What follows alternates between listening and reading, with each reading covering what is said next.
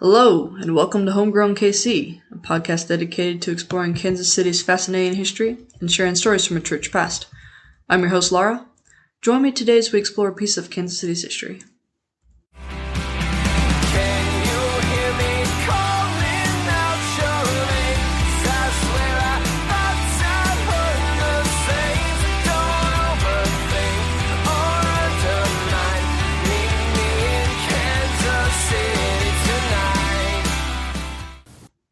Hello listeners, I have a new adventure minisode for y'all.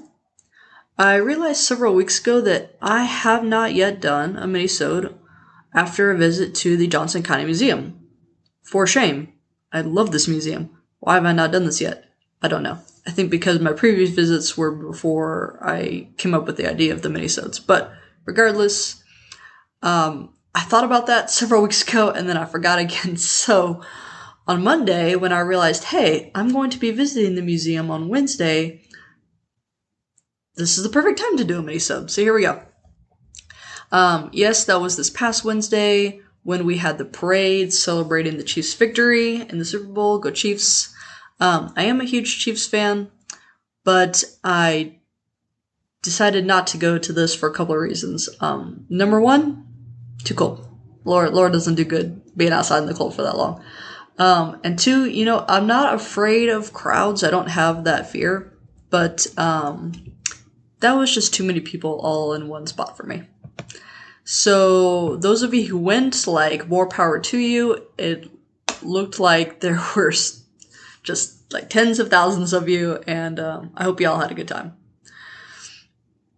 I had a great time going to this exhibit, regardless of the dark history it entails, which I will speak about at the end of the episode. So, the Johnson County Museum is located inside the Johnson County Arts and Heritage Center, which is at 8788 Metcalf Avenue in Overland Park. They're open 9 to 4:30 Monday through Saturday. Admission is $6 for adults, $5 for seniors, students if you bring an ID, and veterans. It's $4 for children ages 1 through 7, and if you're under 1 year old, you get in for free. They also offer free admission days a few times a year. It used to be King Louis West. Does anyone else remember this? I'm sure several of you in the area do. It was a multi-entertainment venue from 1959 to the early 2000s. They had an indoor ice rink, a bowling alley, which actually that's how it got started, was just the bowling alley, and then, they added everything else over the years. Arcade, air hockey, and pool tables. When I was in 7th grade, this was actually our 7th grade field trip. And it should have been epic, right? But I didn't know how and still don't know how to ice skate. So all I remember doing that day is just sitting up near the pool tables with my friends and talking all day and doing nothing. I don't know. We wasted our day at King Louis, which is no more. Anyways, King Louis closed in 2009, and then Johnson County Museum, which had begun in 1967, was like, hey, we have an idea of how you can reuse this space. And Johnson County officials agreed. Renovations on the building started in 2011, and in 2015, the Heritage Center opened. So when you get there and you're driving up, they didn't change the outside. They just renovated the interior, right? So the architecture is actually really unique. Try that again. Really unique. It's not crazy or anything, but it's built in the modern, this is quotations here, modern style of the 1950s. So it doesn't look like you would think a museum should look. And then when you park and you're standing looking at the entrance, it actually has really strong contemporary non-denominational church vibes, which I find really funny. And then even the lobby still has some of that. But you get inside, they have a nice coat rack right by the doors, and then just past that is the reception desk on the left. Directly across from that is the new gift shop. It's a year old, maybe not even a year old. It opened in early 2022. But beyond this, there's 3 segments. So in the center, you have tables and chairs and those wibble wobble chairs for kids and people who can't sit still. To the right is the exhibit space, and then to the left is the Arts Center. And the Arts Center offers dance classes and art classes and stuff like that. It's actually really cool. But the exhibit space is where the ice rink used to be. I really, really do love this museum. It's one of my favorites in the area. Top 3 for sure. It's just, it looks so good, y'all. It is so professionally done, so attractive. They have a super wide variety of objects on display, and it's well balanced between artifacts and informational posters. So when you walk into the exhibit space, it starts off with Manifest Destiny and Westward Expansion. There's a small, semi-enclosed space about the border war, and it's that when I first saw it was like super powerful, the way that they have it set up. It's spatially very attractive. They have it divided on the floor. Let me try this again. So there's a giant map on the floor that shows eastern half of Kansas and the western half of Missouri. And then, they're right in the middle. So there's a big dividing line in the middle of the floor. And then it talks about the border war up on the walls of this enclosed space. Going to have a photo of that on the social medias. Then it talks about agricultural origins of Johnson County, how the county started to grow. And it just, goes up through each decade, talking about what's the theme of this decade, what's the major events, all the way up until I think the early 2000s is where the exhibit currently ends. Now that we're in 2020, that's, might have to get updated at the end there. But they have a small thing on Wizzo the Clown. That was a thing in Johnson County. I feel like I maybe remember it from my childhood when I was like 2. I don't know. This might be a different memory. They have a small water tower, and I feel like he told me that was original and not a reproduction, but it might be reproduction. They have the giant neon, this one is original, the giant neon sign from the Whitehaven Hotel. They have a beautiful car from the 1950s. I don't know the exact make and model because cars are not my thing, but it looks good. It is something that my grandfather would be all over. My brothers too, actually. But the coolest thing on permanent exhibit is an original all-electric house from the 1950s. Again, photographic proof will be on social media. This was actually a sample house that was built for a proposed all-electric house neighborhood. And when I say it's all-electric, absolutely everything inside is run on electricity. The fireplace is run on electricity. The TV is inset into the wall, and you have to press a button to make the wall open. All the lights, all the appliances. I'm pretty sure the windows were opened with a button as well. It looks really cool. And they have it decorated in a 1950s style. They'll change it out seasonally. So in the wintertime, they have a Christmas exhibit up, or one year they did Jewish Hanukkah. In the summertime, they, to of course take all of that out, and they put out some beachy stuff. It's very fun. The museum, the Johnson County Museum, also runs the Lansfield Historic Site, which is an old schoolhouse. You can go and visit that pretty much every day. I'm not sure about Sundays when the museum is closed, but every other day the museum is open, you can definitely go. And they have Kidscape. So this is down on the floor with the exhibit space, but it's separate from the exhibit space. So it's tucked away kind of underneath of the lobby. I know that sounds weird, but you go down these really big stairs to get to the old ice rink in the current exhibit. Anyway, so Kid Space is an interactive village exhibit, but there aren't actually artifacts on display, right? But it's set up so that kids can play and learn at the same time. It's really very cool. You all should check it out if you have children. Very impressed by that. And they're, like I've said a couple of times here, their permanent exhibits, fantastic. Do an excellent job of summarizing the history of Johnson County. But the thing I love most about this museum is actually the temporary exhibits that they have. So last year, I spoke with Andrew about their special exhibit, which they designed in-house on the history of redlining. That was available to you all during the 2022 year. So I hope you listened to it if you did not. It is available for my patrons. So subscribe, become a Patreon supporter, and you can listen to it. Wednesday, when I went, we talked about their current exhibit, which was developed by the Heard Museum in Phoenix. It's actually based on one of the Heard Museum's permanent exhibits. But they created this traveling exhibit in conjunction with NEH, which is the National Endowment of Humanities. And the focus of the exhibit are the federally created and run off-reservation boarding schools for young Native Americans.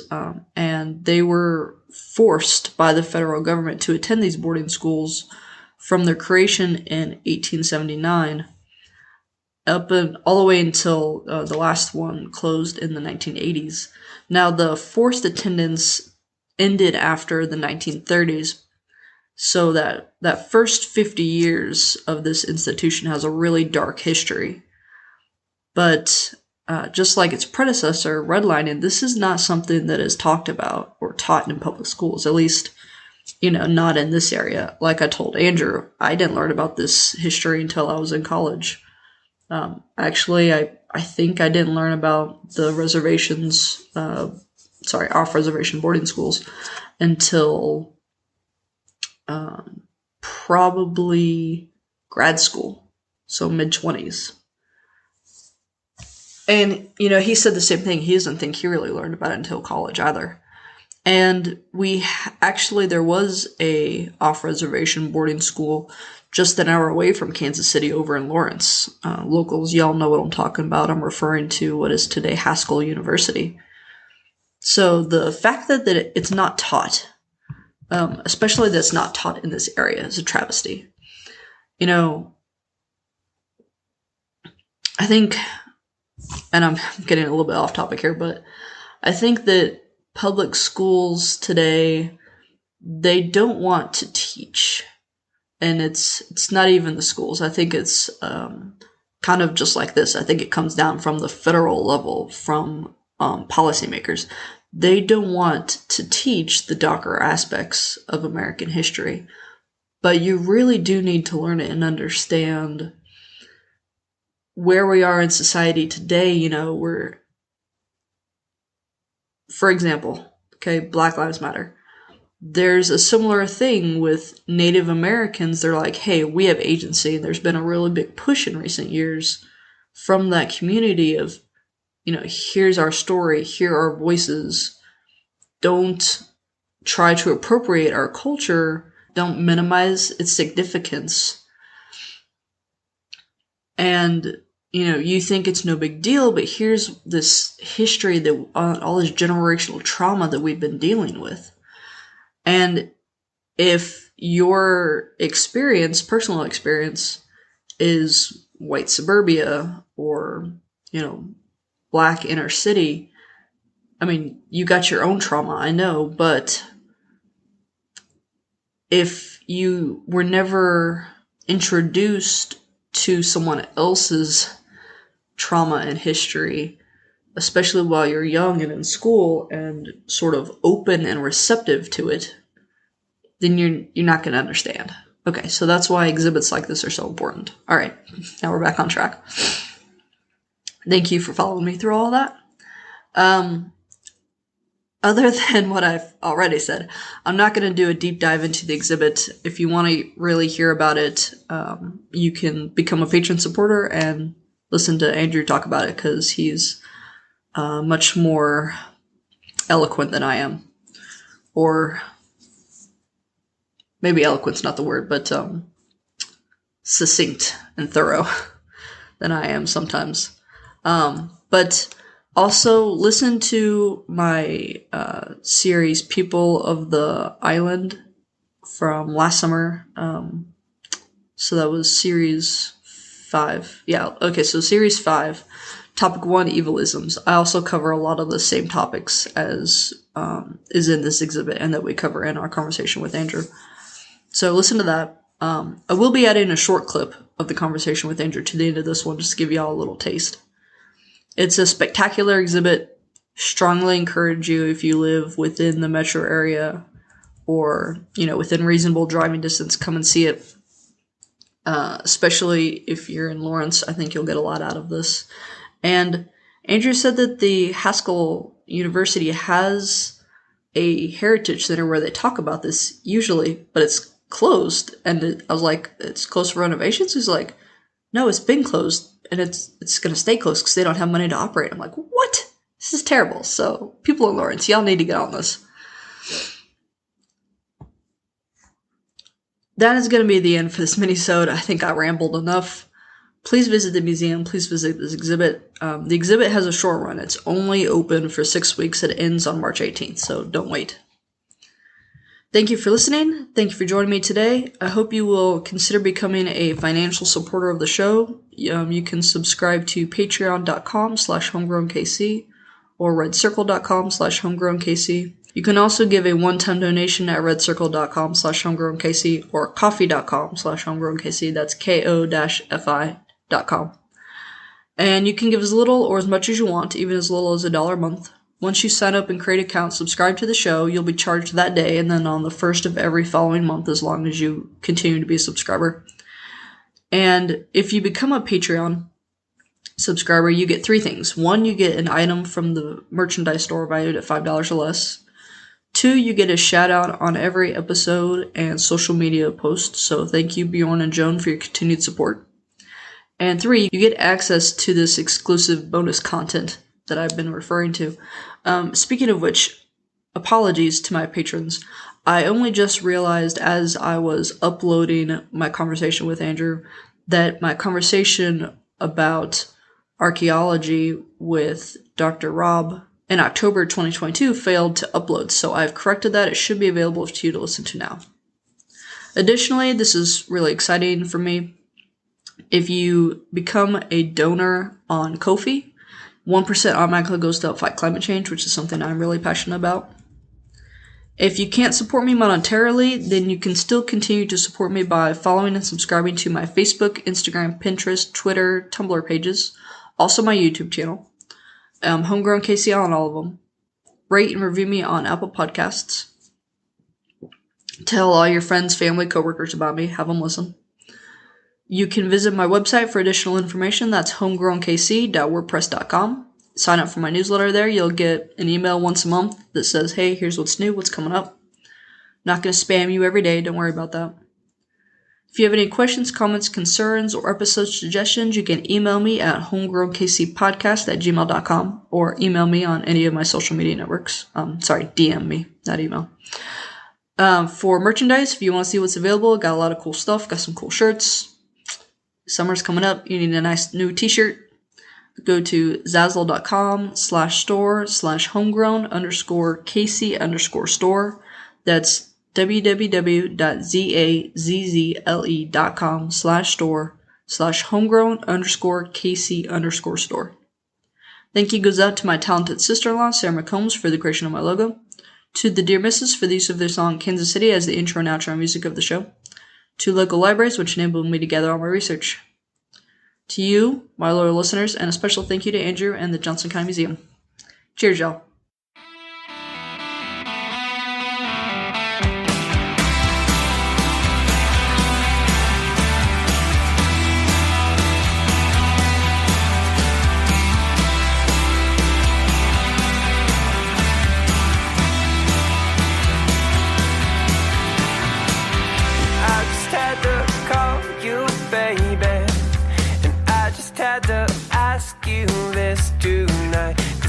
Seem to shake this feeling, and I can't seem to get you off my mind.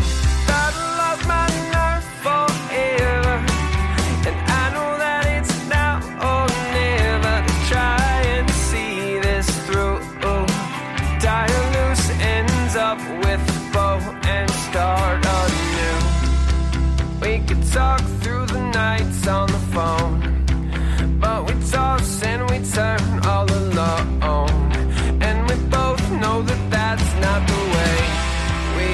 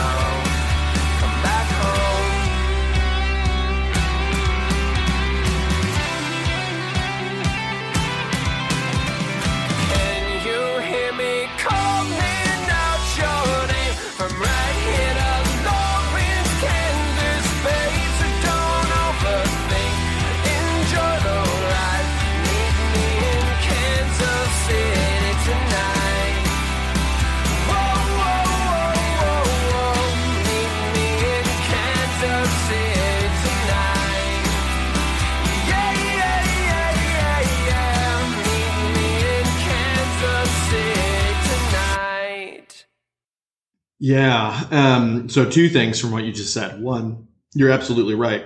We think of this history as being, well, Victorian era or early in the 20th century. This history is happening through the 60s, through the 80s in some cases, right? Yeah. So there are people who are middle-aged right now who attended a federal Indian boarding school, and are living and working in our communities, right? So this isn't some history that happened over there a long time ago. It happened right here, in this region pretty recently. So that's one. And two, yeah, you're absolutely right. There are so many, I think there are probably as many different perspectives of Indian boarding schools as there were as students who went to them. Yeah. Right.